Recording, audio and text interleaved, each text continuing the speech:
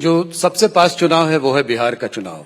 तो क्या बिहार में क्या लगता है आपको, क्या नीतीश जी एनडीए अब तक के सबसे बड़े बहुमत के साथ बिहार में सरकार बनाएगा, इसमें कोई दो राय नहीं। और जो सीट शेयरिंग होगी वो क्या जैसे पिछली बार थी उसी प्रोपोर्शन में रहेगी? प्रदेश में हमारी पार्टी और हमारे साथी दल बैठकर तय पर क्या नीतीश जी के चेहरा होंगे चुनाव का? बाकी मुख्यमंत्री तो नीतीश जी मुख्यमंत्री है ही, सवाल ही कहाँ है कोई। तो वही मुख्यमंत्री बनेंगे अगर आप जीतेंगे? अरे भाई, अभी नीतीश जी के नेतृत्व में ही हम चुनाव लड़ रहे हैं।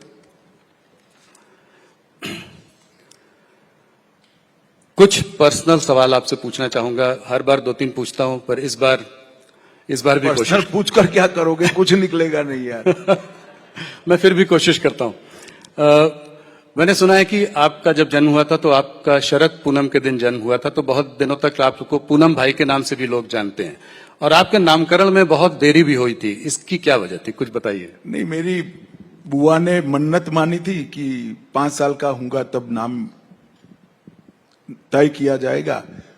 चूंकि मैं पूनम के दिन जन्मा था तो सब पूनम कहते थे। इसमें कोई बड़ा रहस्य नहीं है भाई, हर एक बच्चे के साथ गांव में होता है। एक कहानी जो मैंने आपसे भी सुनी है थोड़ी बहुत, कि जब आप 11 वर्ष के थे तो आपको आपके घर वाले चाहते थे कि आप यूएस चले जाएं, तो आप घर छोड़कर भाग गए। छोड़ो, मैं भारत छोड़कर कहीं नहीं जाने वाला, यहीं रहूंगा, यहीं लड़ूंगा और यहीं जीऊंगा। अगले साल मोदी जी के गवर्नेंस में करीब 25 साल पूरे हो जाएंगे, और आपने उनके संग बहुत क्लोजली बहुत समय तक काम किया है। इस केमिस्ट्री के बारे में कुछ बताएं। किस तरीके से ये जोड़ी इतने साल से साथ में काम कर रही है? आप एक दूसरे को कैसे कॉम्प्लीमेंट करते हैं? देखिए,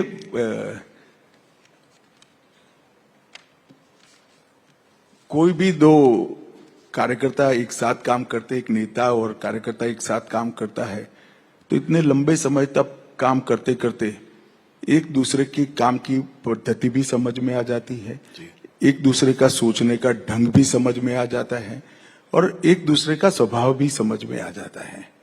अंततोगत्वा तो चाहे मोदी जी हो चाहे मैं हूं, हमें हमारी आइडियोलॉजी के अनुरूप काम करना है। तो हमारी आइडियोलॉजी है, वो हमारी गाइडलाइन है, इसीलिए कभी मतभेद